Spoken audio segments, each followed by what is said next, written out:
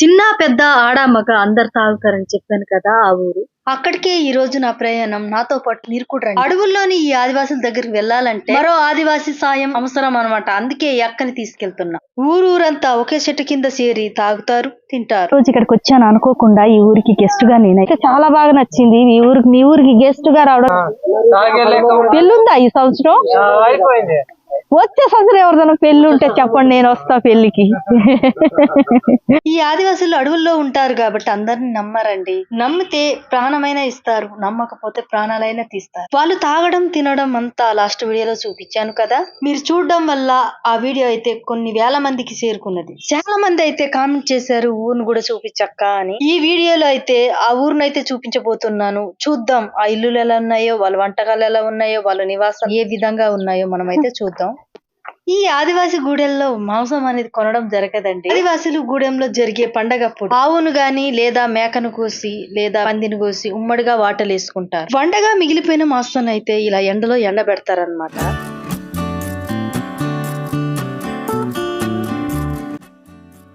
ఈ కోళ్లగూళ్ళ మీద అయితే ఏమో ఆరబెట్టారు, మీకైతే చూపిస్తాను రండి. ఇవి ఈపు పూలండి, పచ్చి పూలు. ఈ రోజు ఏరుకొచ్చినట్టున్నారు. గత వీడియోలో కూడా మీకు చూపించినాను ఎండబెట్టినాయి. వీటిని ఎండబెట్టిన తర్వాత అయితే వీటితో సారాయి అయితే చేస్తారు. ఈ సారాయిని అయితే ఊర్లో పండగప్పుడు, ఊర్లో పెళ్ళప్పుడు అందరు కలిసి గట్టిగా తాగుతారు.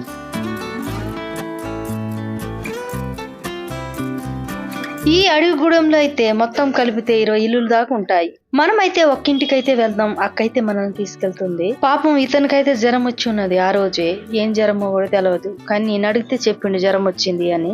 ఆదివాసులకైతే జ్వరం లాంటివి పెద్ద జబ్బు లాంటివి వచ్చినప్పుడు వైద్యం అస్సలు దగ్గరలో ఉండదు. వీళ్ళు హాస్పిటల్కి వెళ్ళాలంటే ఇక్కడ నుంచి దాదాపుగా 10, 15, 20 కిలోమీటర్ల దాకా ఉంటుంది దూరం. రోడ్డు ఉండదు, వాగులు దాటాల్సి ఉంటుంది, వాహనాలు ఉండవు. వర్షాలు పడినప్పుడు, వాగులు పొంగినప్పుడు జబ్బు వచ్చిన వాళ్ళని బయటికి తీసుకురావాలంటే చాలా కష్టం అయిపోతుంది. ఈ అన్నం చూడగానే నాకైతే చాలా జాలి అనిపించింది, బాధ అనిపించింది కూడా. కానీ నా చేతిలో ఏం లేదు. ఇప్పు పూలు ఇక్కడ కనిపిస్తున్నాయి. ఇప్పు పూలు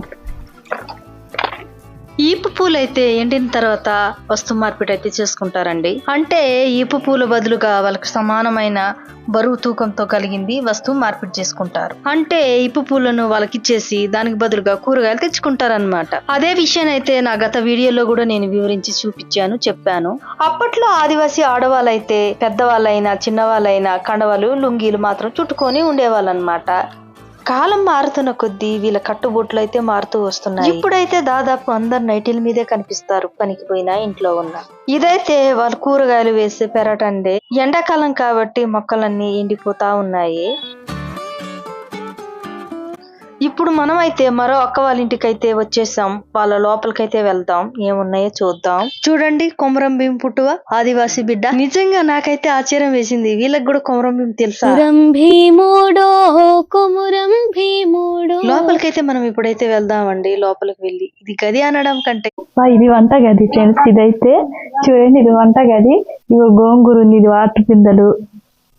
ఇక్కడ ఇదో కూర చేసేస్తున్నారు, గోంగూర ఏదో చేస్తారు చేపలేసి.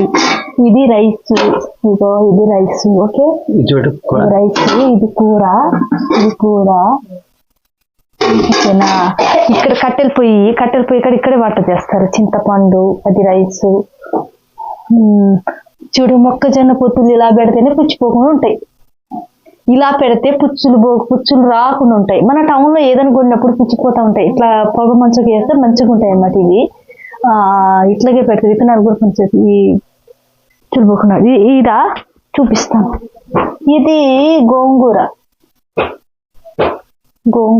చట్నీ ఏదో చేసుకుంటారు అనుకుంటా. చూడండి, ఊర్లో దగ్గరలో అసలు కోట్లు ఉండవు కాబట్టి ఉప్పు ప్యాకెట్లు అయితే స్టాక్ పెట్టు. మంచిగా ఉన్నది కిచెన్, ఇట్లే ఉండాలి మంచిగా. టమాటాలు ఉన్నాయి ఆడ. వారంకి ఒకసారి జరిగే సత్తకు వెళ్ళి వారం మొత్తం సరిపోయే కూరగాయలు అయితే తెచ్చుకుంటారు. మీరు చూడండి, మన కోళ్ళ కోసం అనుకుంటా. ఇది కోళ్ళ కోసము పెంకిలిల్లు కట్టారు మంచిగా. కోళ్ళకు కూడా పెంకిటిల్లు కట్టారు. ఈ కోళ్ళకే అది. అమ్మో, కోడి పెయిన్లు ఉంటాయి, కడతారా? రారా, అక్కకి లేట్ అవుతుంది, జర తీసుకుని పోవాలి. ఇంకా చాలా వింతలైతే ఉన్నాయండి, మీకు వరుస పెట్టి చూపిస్తా. అదిగో పంది చూడు పడుకొని ఉన్నది. ఈ అడవి గుడెంలో అయితే కొన్నిసార్లు అడవి పందులు కూడా వచ్చి కలుస్తాయి ఊరు పందులతో. వాటి పిల్లలు అయితే ఊరు పందులతో కలిసి పెరుగుతాయి అన్నమాట. పోయి కూరలు ఉన్నాయి, అది కరుస్తుంది, దగ్గర పోకు, కూరలు ఉన్నాయి. చూడండి ఇక్కడ మీకు చూపించే పంది అయితే కూరలు ఉన్నాయి. ఇది అడవి పంది అనుకుంటున్నాను నేను. ఈ ఇంట్లోనైతే ఆడవాళ్ళు మగవాళ్ళు తాగుతున్నారండి. చూద్దాం. చూడండి ఈ రోజు అయితే ఉగాది పండగ రోజు అండి. ఎంత ఆనందంగా ఉన్నారో చూడండి. భార్యాభర్తలు కలిసి చుట్టాల బంధువులతో కలకలగా వాళ్ళకు దొరికిన దాంతో తాగుతూ తింటూ ఎంత చక్కగా ఉన్నారు. వీళ్ళకైతే డబ్బు కూడా పెడదాం, ఆస్తులు కూడా పెడదాం అని ఆరాటాలు ఏం కనిపించవు. ఆ రోజు ఉన్నామా, తిన్నామా, సంతోషంగా తాగామా, పండగ జరుపుకున్నామా, అంతే లైఫ్. ఇదే ఆదివాసులు వెనకబడ్డానికి ఇది ఒక కారణమే. అయినప్పటికీ ఆదివాసులు చాలా సంతోషంగా ఉంటారండి. ఒక్కొక్క ఆదివాసి ఇంటికి అయితే 5 నుంచి 10 చెట్లు దాకా ఉంటాయి. వాళ్ళే ఎక్కి వాళ్ళే దింపుకొని తెచ్చుకొని తాగుతారు ఫ్రెష్ కలు. రండి ఈ ఇంటి ముందరైతే పందిర్లాగా ఇల్లులాగా చిన్న గుడిసె ఇల్లులాగా కట్టారు. చూద్దాం మనమైతే ఇదేంటో. ఇవైతే పావురాలండి. వీటిని పెంచుకుని కావలసినప్పుడైతే కోసుకొని తింటారు. కోళ్లు బాతులు మీకు చూపించాను, అవి కూడా బాగా పెంచడానికి ఇష్టపడతారు వీళ్ళైతే. ఇదైతే పావురాలు గూడండి. కనీసం 100 పావురాలు దాకా ఉన్నాయట. ఈ పావురాల గురించి మీకు ఒక తెలియని విషయం అయితే చెప్పనా. ఈ ఊరు చుట్టూ అయితే దట్టమైన అడవి ఉంది. అడవిలోకి వెళ్ళినప్పుడు ఇంకా కొన్ని అడవి పావురాలు నెంబడేసుకుని వచ్చేస్తాయి ఊర్లో. ఈ పావురాలు అయితే అంత తెలివైనవి అన్నమాట. అందుకే వీటిని పెంచుకుంటున్నారు. ఇప్పుడే చేసినట్టుండదు, తెల్లగా వేడిగా ఉన్నది. చూడడానికి కోడిగుడ్డు లాగే ఉంది గాని చిన్నగా ఉన్నది. ఈ పావురాలు ఎక్కడంటే అక్కడ గుడ్లు పెట్టేస్తున్నాయి. ఇది పావురం గుడ్డు. ఫ్రెండ్స్, మీరు ఎప్పుడైనా పావురం గుడ్డు చూసారా? చూసుంటే కామెంట్ అయితే చెయ్యండి. నేనైతే ఇదే మొదటిసారి అన్నమాట ఆ గుడ్డు చూడడం. తింటారా దీన్ని? వీలైతే ప్లాస్టిక్ ఎక్కువ వాడరు, వెదురుతో అల్లిన బుట్టలు వాడుతారనమాట. ఈ టేబుల్ మీద అయితే కాగితాలు, సార్జెల్లు, బాళ్ళు అన్ని రకాలు పెట్టుకున్నారు. మనమైతే ఈ లోపల గదికి వెళ్ళి చూద్దాం ఏమేమి ఉన్నాయో. అబ్బా, ఇది మట్టితో కట్టిన కిచెన్ అండి. ఎంత చల్లగా ఉన్నదో. బయట మాత్రం బగ్గుమని మండిపోతుంది. వా, ఉట్టి ఫ్రిడ్జ్ ఇది. ఉట్టి ఫ్రిడ్జ్ ఎప్పుడైనా చూసారా ఫ్రెండ్స్ మీరు? చూడండి ఇదేనండి మట్టి కిచెను. ఒక దాంట్లో కూర వండుతారు. మటన్ కూర ఏదో వండినట్టున్నారు. ఇదేంది డికాస్, ఇదేంది రైస్, అన్నము, ఇంకేముంది ఇక్కడ ఏదో పెట్టినట్టున్నారు ఉట్టి కిచెన్లో, ఉట్టి ఫ్రిడ్జ్లో. ఇది నల్లలాగా ఉన్నది. సాల్టు, అన్నము. బయట ఉన్న పంది కోసం వేరే వేరే వండుతారు, వాళ్ళు తినేకి వేరే వండుతారు. అబ్బా, భలే ఉంది కదండి మట్టి కిచెన్. డైనింగ్ హాల్ పెట్టినా కూడా చాలా ప్లేస్ ఉంటుంది అనమాట. ఒక్కసారి 20 మంది కూర్చొని తినొచ్చు డైనింగ్ టేబుల్ పెట్టుకొని మట్టి కిచెన్ లో. ఇది స్టోర్ గది అనుకుంటా. వీళ్ళైతే మిరప కోతలకు వెళ్ళినప్పుడు కొంచెం కొంచెం తెచ్చుకుంటారనమాట. మిరపండ్లు, టమాటాలు, కొత్తిమీరలు. చూడండి నాటు టమాటా కూడా ఉన్నది అక్కడ పక్కనే. చూడండి ఇదైతే బీర్ అండి. ఊరు పెద్ద మనిషి కోసం తెచ్చారు. చూడండి నీళ్ళ ఫ్రిడ్జ్. చూడండి కూలింగ్ తగ్గకూడదని నీళ్ళలో పెట్టారు. ఎంత పాత ఆలోచన కదండి. వీళ్ళది బెస్ట్ అండి. అందరూ నాటు సారాయి తాగితే ఊరు పెద్ద మనిషికి మాత్రం బీర్ పోస్తారనమాట. లాస్ట్ వీక్ అయితే మన ఛానల్లో పెట్టడం జరిగింది వీడియో. వీలైతే మీరు చూసేయండి. చూడండి ఇక్కడ ఎంత కొత్త చింతపండు ఎలా కనిపిస్తుందో. ఫ్రెష్ గా తీసి ఒలిసి పెట్టారు పైన. ఈ బుట్టి చూసావా? ఇదే ఈ బుట్టి చూడండి లోపల. ఇది చేపల బుట్ట అండి. ఇగో గంటి లందగంటి. ఇది లందగంటే లంద ತುಂಗಿಲ್ಲರಮ್ಮ ತುಂಗಿಲ್ಲರ ಬಾಸ್ಕೊಂಡು ಮತ್ಕು ತುಂಗಿತೋರ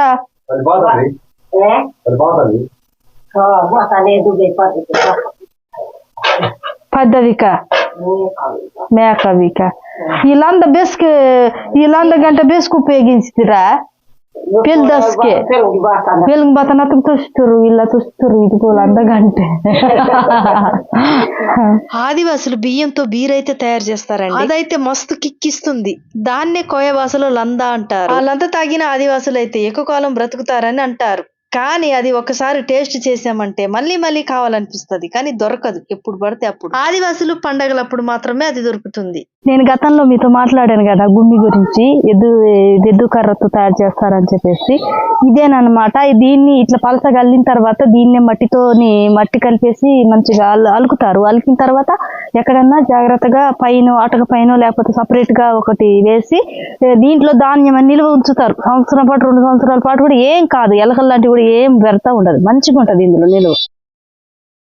ఈ ఊరు మొత్తానికి ఉండే నీళ్ళ ట్యాంక్ అయితే ఇదేనండి. సోలార్ ద్వారానే నడుస్తుంది ఇదైతే. వర్షాకాలంలో అయితే ఎండ అయితే రాదు, అప్పుడైతే పని చేయదు, అప్పుడైతే ఈ పంపుతో ఉపయోగిస్తారనమాట. ఈ ఎండలు రావడంతోని ఒక చోట కూడుకొని తాటికల్లు తాగుతూ ఒక చోట కలిసి ఉంటారన్నమాట. ఏం పనులు ఉండవు. నిజాకు ఖరీదీరా అమ్మా.